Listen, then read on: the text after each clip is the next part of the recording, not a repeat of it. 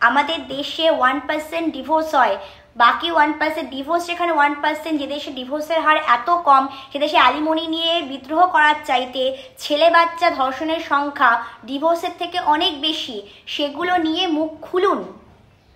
আমাদের দেশে 16 বছর অবধি প্রায় 70% ছেলে বাচ্চা কোনো না কোনোভাবে অবাঞ্ছিত স্পর্শ অনুভব করে।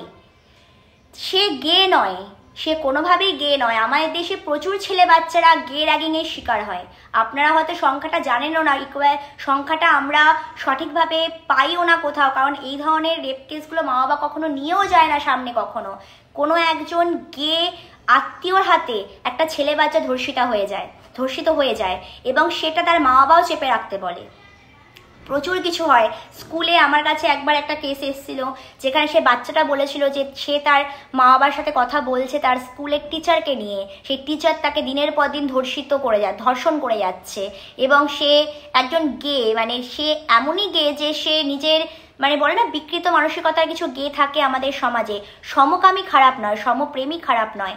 আপনি আপনার লিঙ্গের মানুষকে ভালোবাসবেন নাকি অন্য লিঙ্গের মানুষকে ভালোবাসবেন সম্পূর্ণ আপনার উপর ডিপেন্ড করছে।